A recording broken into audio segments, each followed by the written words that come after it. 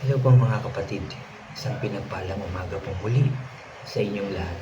Mga kapatid, mag-share na naman ako sa inyo ng salita ng ating Diyos. Pero syempre, yung ating unang ginagawa, mananalangin muna tayo para samahan tayo, gabayan ng ating Diyos. Magsiyuko tayo. Yes, O God, Father God in heaven, aming Diyos na makapangyarihan sa lahat. Muli kami nagpapasalamat at pupuri sa iyo, Lord God, dahil sa iyong kabutihan at pagmamahal sa aming lahat. Lord, salamat sa pagkakataong ito na pinagkaloob mo para kami na naman po ay makapakinig, makapag-aral, makapagbasa ng iyong mga makapangyarihang salita. Lord, samahan mo po ulit kami, gabayan, turuan, lalong-lalo na po ako, Lord, para, Lord, lubusan namin itong maintindihan at lahat ng aking sasabihin ay galing lamang sa iyong salita. Lord, maraming salamat. Kami nagagalak dahil muli mo po kaming kakausapin. Thank you po. Lord, salamat din dahil we believe na tagumpay ang aming gawain ito dahil narito ka sa aming kalagitnaan sa pangalan ng aming Panginoong Hesus. Lord, salamat po. Muli ka namin pinupuri, pinasasalamatan, sinasamba ka namin.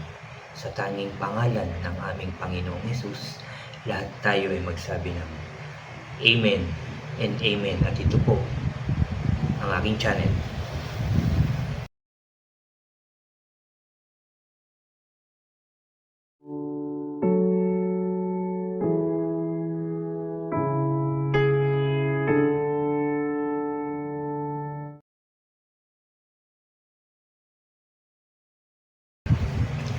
Hello po ulit mga kapatid, ulitin ko lang po isang pinagpalang umaga po sa ating lahat. Mga kapatid, nandito na naman nga po ako para mag-share sa inyo at hihingi rin po ako ng pasensya kung medyo may ingay na malapit po kasi ako sa bintana. So pagpasensya nyo yung mga ingay po. So mga kapatid, bago po ako mag-start, anyayahan ko lang muna yung mga bago po dyan sa aking channel na huwag nyo pong kalimutan na mag-subscribe. Paki-like and share nyo po ang aking mga videos at paki-click na rin po ang notification bell para lagi po kayong updated sa mga bago at iba ko pang i-upload. Salamat mga kapatid, salamat po. Mga kapatid, ang aking i-share sa inyo ay dito sa aklat ni Joel, ni Propeta Joel, at dito po ang aking i-share sa chapter 2, verse 12 hanggang 14 po. At ito po ay dito may pamagat na panawagan para magsisi. Ito'y para sa ating lahat mga kapatid. Kaya makinig tayo, mag-focus tayo ngayong umagang ito. At ito po ang sabi. Chapter 2 ng Joel, verse 12. Pero ngayon, sabi ni Lord, buong puso kayong magsisi. Bumalik na kayo sa akin. Mag-fasting kayo, umiyak at magluksa. Verse 13, magsisi kayo ng taos sa puso. Di sapat na punitin nyo lang ang mga suot nyo. Bumalik na kayo kay Lord na inyong Diyos. Mabait siya at sobrang maawain. Hindi agad nagagalit, wagas kung magmahal. Nagpapatawad at di nagpaparusa sa nagsisisi. At verse 14, malay natin magbago ang isipan niya at maawa siya at i-bless kayo ng maraming ani. Tapos makakapaghandog na kayo ng butil at alak para kay Lord na Diyos niyo. Salamat sa pagkakabasa ng salita ng ating Diyos. Di ba napakaganda ng sinasabi ng Diyos sa atin ngayong umagang ito mga kapatid? Unang-una pa lang sinabi niya, pero ngayon, kung dati nagsisisi tayo, yes, humihingi tayo ng kapatawaran, nagsasabi tayo, magbabalik loob na ako sa Diyos, maglilingkod na ako kay God, hindi na ako gagawa ng masama, magmamahal na ako, magpapatawad na ako, magpapakumbaba na ako.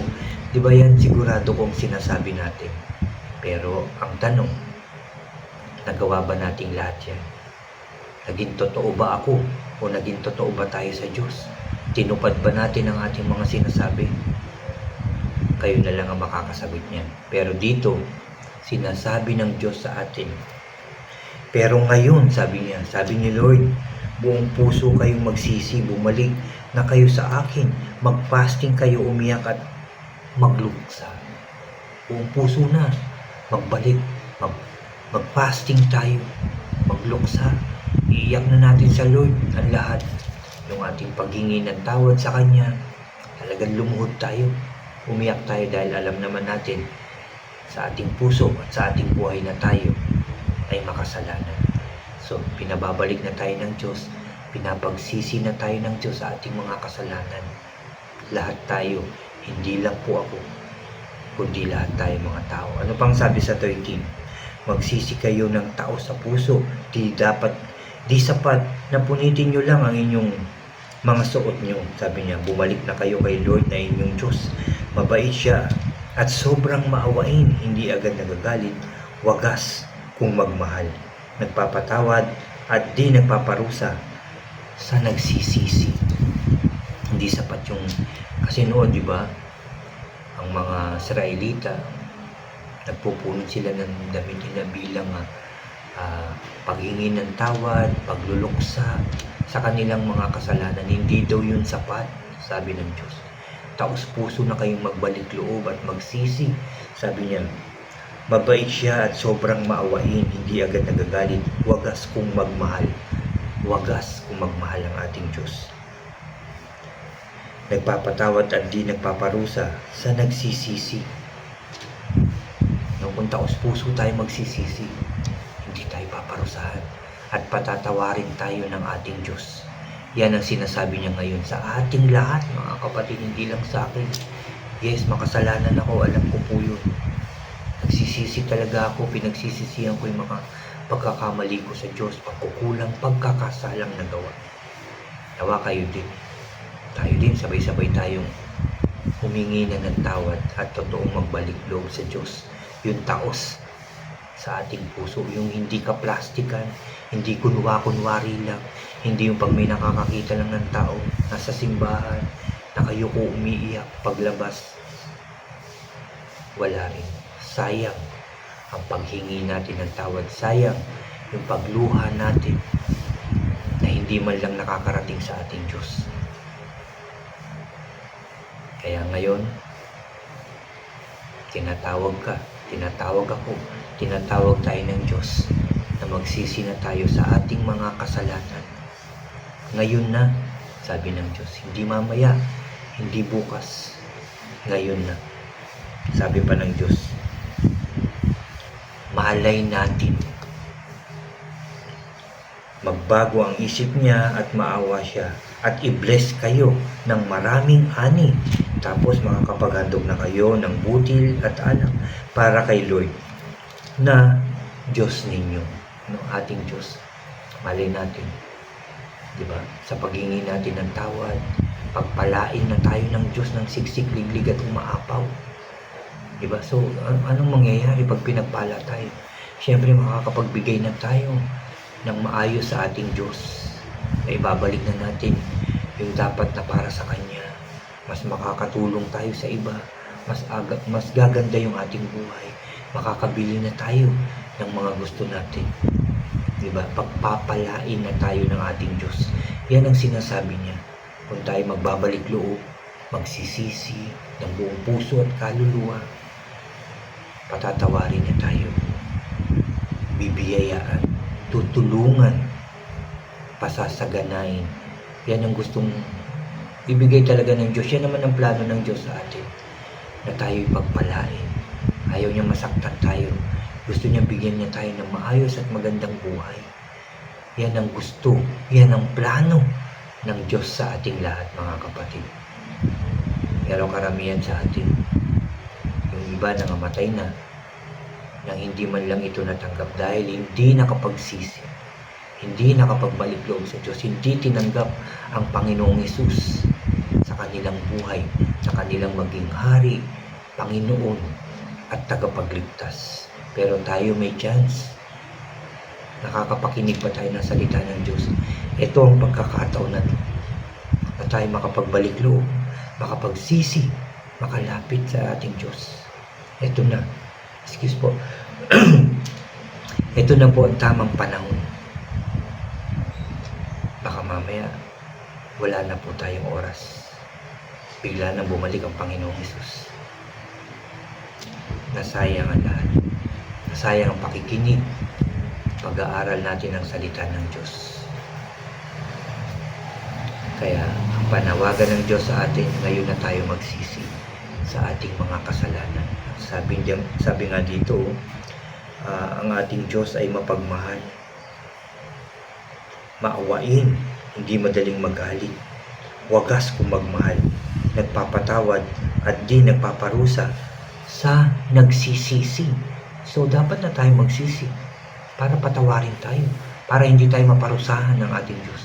Ngayon na, kapatid, ngayon na.